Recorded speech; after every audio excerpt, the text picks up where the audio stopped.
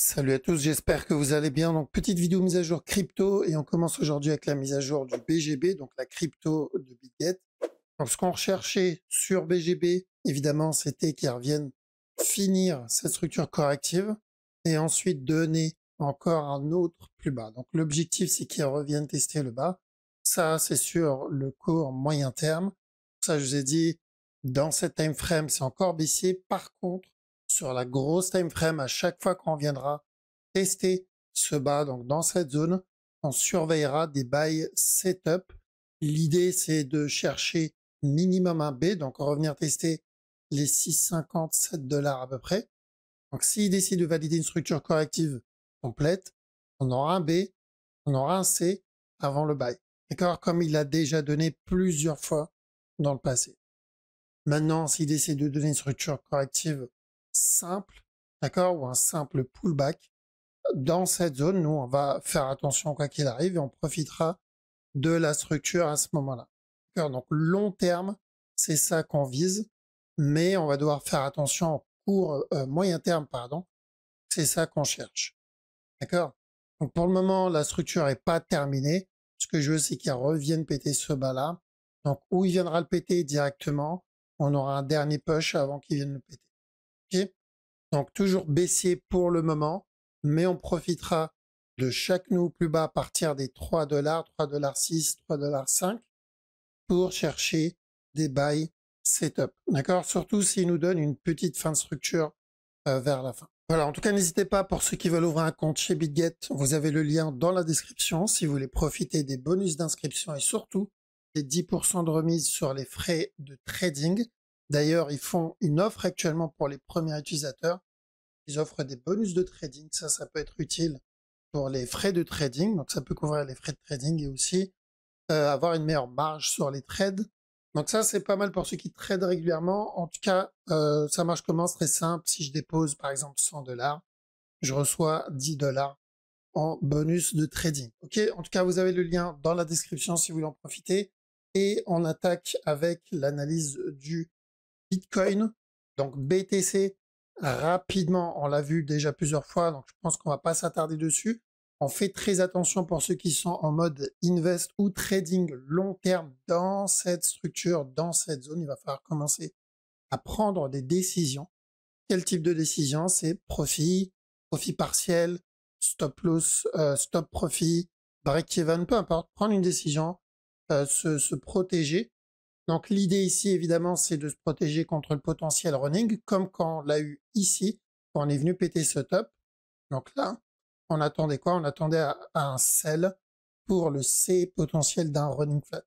Donc là, on risque un drop pour le C d'un running flat tant qu'on casse pas ce bas. À l'époque, il y avait une ligne ici aussi. On disait tant qu'on casse pas ce bas. Pourquoi? Parce que si on corrige ou on casse le bas, c'est qu'on est en train de commencer le bear market, le gros move. Là, c'est pareil. Si on corrige, on vient péter le bas, c'est qu'on va commencer un gros mouvement. D'accord? Bon, pour le moment, on n'en est pas là. La question, c'est est-ce qu'on va l'obtenir tout de suite ou est-ce qu'on va l'obtenir plus tard? Il peut très bien continuer à push encore un peu avant de donner ce fameux running. Donc, on doit juste faire attention. On doit rester vigilant. Mais ça, c'est sur le long terme. Sur la petite time frame, pour le moment, j'ai pas de raison de chercher un gros sell sur ce move. Donc nous, on cherchait quoi ici? Chercher de la vente pour revenir péter ce bas. D'accord? Donc ça, c'est fait. Pour ma part, je vais commencer à chercher des buy setup tant que je reste dans cette zone. D'accord? C'est très important. Je dois attendre des buy setup. Donc je ne vais pas viser directement la cassure du top, mais je vais viser, et ça, de toute façon, je vous l'ai montré avant même qu'on pète le bas, je vais viser minimum un running flat. Si c'est un running, il reviendra donner encore un autre plus bas. Donc c'est à moi de faire attention dans cette zone. Si c'est pas un running, il va venir continuer son push. J'aurais pris un peu de TP là et je serai encore dans le trade. Donc on va le traiter exactement de la même manière que ce trade là, rappelez-vous. Celui-là, qu'on a eu le drop, on a eu un push et on est venu donner ça. Ici, on cherchait de l'achat pour un running et là-dedans, je vous ai dit de faire attention. S'il valide un running, on aura un autre plus bas avant le up. Sinon, il viendra péter le top tout de suite. Donc, on prenait des TP là et on laissait le reste tourner. Donc, on va le trade de la même manière. D'accord? Donc, si j'ai les buy setup sur cette structure, je tente. On rentre pas sans buy setup parce qu'il peut donner encore une fin de structure ici, drop doucement. D'accord? En plus, avec ce qui se passe actuellement, vaut mieux rester vigilant et prendre le move que quand il y a des buy setup. Donc là, je m'adresse à ceux qui tradent. D'accord? Donc pour ma part, ce que je vais faire, je vais surveiller des buy setup sur BTC USD et dès que j'aurai une opportunité, que ça soit là ou plus bas, peu importe, tant que je reste dans cette zone de prix, je vais chercher le C d'un running minimum. Donc l'objectif, c'est de revenir tester les 106 000, 107 000 à peu près. Et s'il me donne plus, tant mieux. Ensuite, on a ETH. Donc ETH, il est venu péter ce bas, ce qui confirme ce mouvement-là comme le running de départ. Là, nous, on cherchait déjà de la vente ici. Bon, c'est de la petite time frame. Hein. C'était en 15 minutes, là-dedans. Et là, il a donné un autre sell setup. Il n'y avait pas vraiment de raison de vendre à partir du moment où on a eu ce gros drop. Et on l'a vu plusieurs fois, je vous ai dit attention sur ce move. Ça pue la fin de structure, on a une perte de momentum, donc on risque bientôt d'avoir le retournement, la correction, que ça soit directement ou après avoir donné le dernier push. Donc pas de surprise vraiment sur ce drop. Et bonne nouvelle, j'ai envie de dire, pour ceux qui traitent la structure long terme. Je rappelle rapidement la grosse structure. La grosse structure ici, il y a deux possibilités. La première, un contracting flat. Si c'est un contracting, il va corriger ici, donc donner un setup, comme là, comme là. Et à ce moment-là, ça sera cassure du top. Ça, c'est le premier scénario. Le deuxième scénario, c'est pas un contracting, mais un régular, ce qu'on espère tous, en tout cas pour ma part.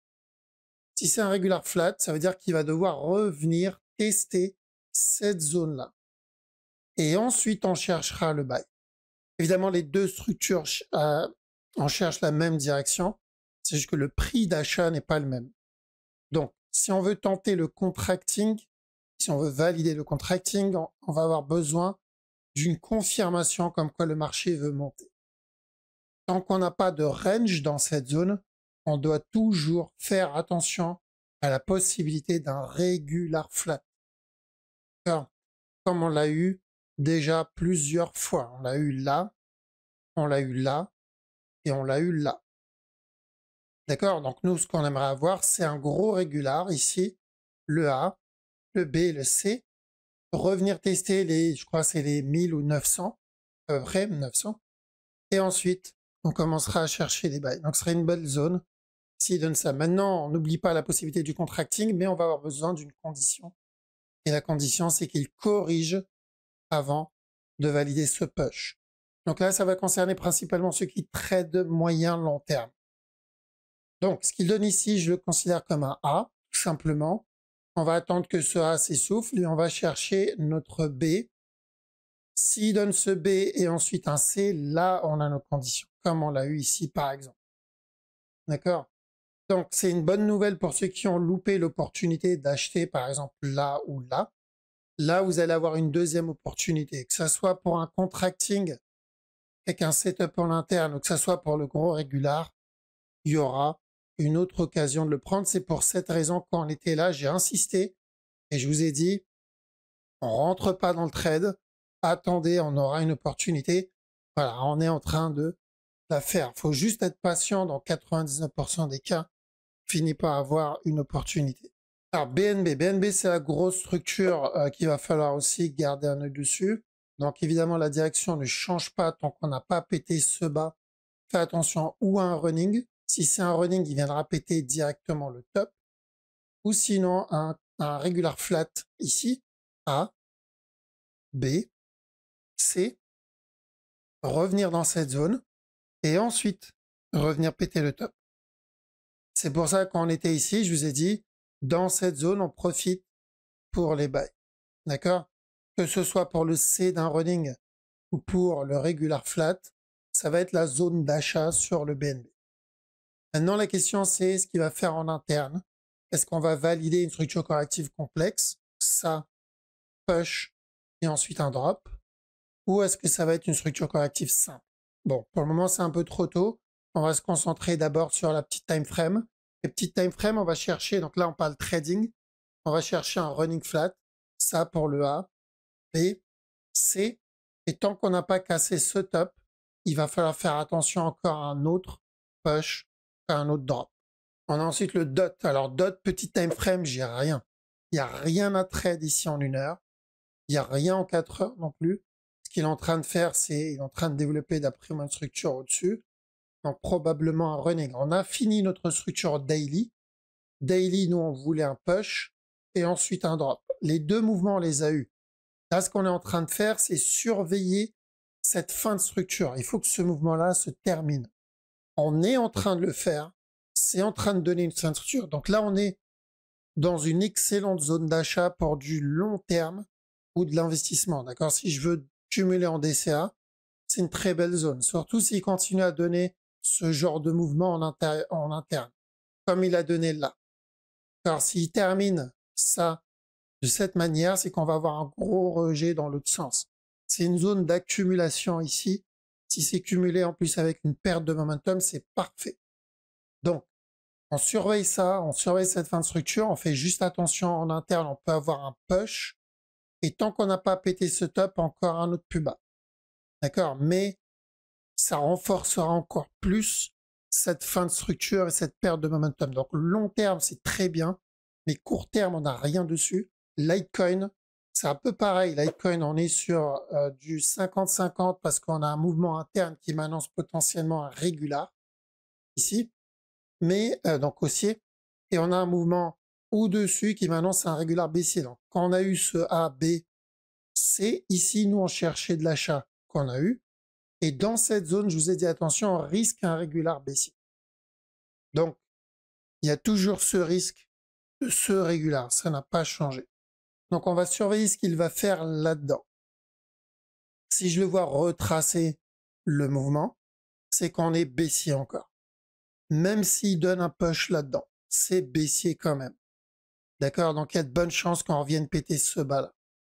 Donc, je ne supprime pas la possibilité de ce régular, évidemment, mais plus on retrace, ou plus on range, et moins on aura de chance de valider ce régular aussi.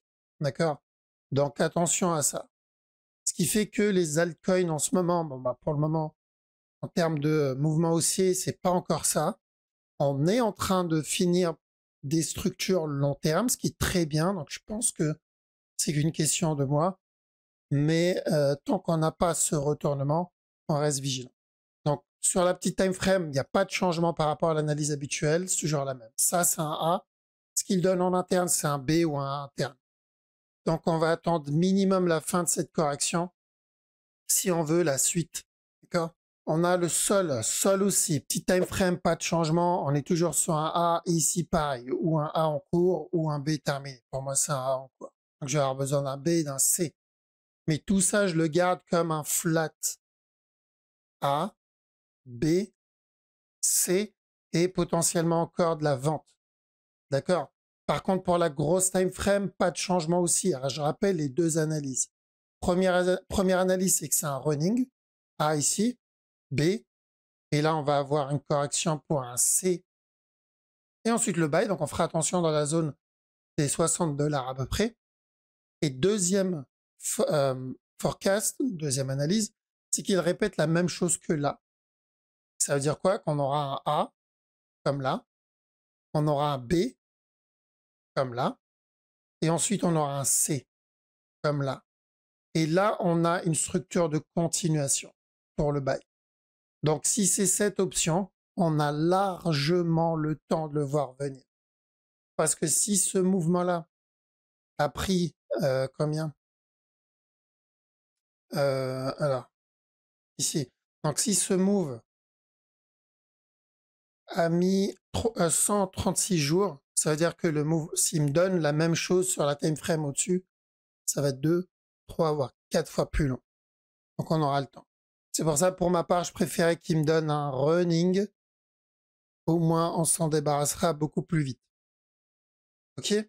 Donc, c'est comment il va retracer. Si je le vois retracer et revenir tester les 230, 240 $, voilà, on est plutôt sur le scénario numéro 2, c'est-à-dire celui-là. Mais si je le vois range dans cette zone de prix, c'est qu'on est en train de préparer le running encore. Ok, voilà, donc on attaque ensuite avec le VET. VET, long terme, pas de changement aussi. On a eu ce A, on a eu un B. Ici, on a dit attention à un buy pour revenir péter le top et ensuite à un drop pour venir péter le bas. Pour un simple regular flat. Donc, on avait deux objectifs. Le premier, c'est celui-là, on l'a eu. Et le deuxième, c'est celui-là qu'on n'a pas encore. Ça serait parfait qu'il vienne toucher cet objectif, mais doucement. C'est-à-dire, il drop, il push, il drop, push, et il vient péter ce bas. S'il fait ça, c'est nickel. C'est une excellente zone d'achat, avec en plus la validation d'une structure daily, et donc une très belle zone d'accumulation ou pour chercher des buy setup. D'accord? Donc, pas de changement sur le gros mouvement. Maintenant, sur la petite time frame non plus, je considère toujours ce mouvement-là comme un A, ce qu'il donne comme un B faisant partie du B. Donc, à chaque nouveau plus bas, je vais faire attention à un C avant le drop. Donc, c'est encore baissier. Et on a Atom. Atom, bon, il est parti pour le regular flat. On l'a déjà vu plusieurs fois celui-là. Je vous ai dit, s'il corrige pas, s'il me donne pas de B ici, c'est qu'on va venir couler et valider le regular. Parce qu'il y avait deux possibilités. Un regular, c'est cassure du bas tout de suite. Quand on l'avait vu là. Je vous ai dit, on est venu péter stop. Il y a deux possibilités. Regular flat, il viendra péter le bas directement. Ou une nouvelle tendance, mais dans ce cas-là, il va range dans cette zone. Si c'est un range, on aura le temps de le voir. D'accord? Comme là. Sauf qu'il n'a pas range, il est venu casser le bas, enfin, il est venu drop, casser ce bas-là, et je pense qu'on reviendra péter ce bas-là aussi. Donc, long terme, ça reste une très belle zone d'achat, surtout si on cumule une fin de structure sur ce move. Là, on a un régular en cours, cassure du bas. On peut chercher des buy setup à chaque nouveau plus bas. On peut très bien voir encore la même chose sans casser stop et revenir péter le bas. C'est même mieux s'il donne ça. Certes, ça retarde le retournement, mais ça augmente les chances de l'obtenir avec un meilleur prix. D'accord? Donc le gros up.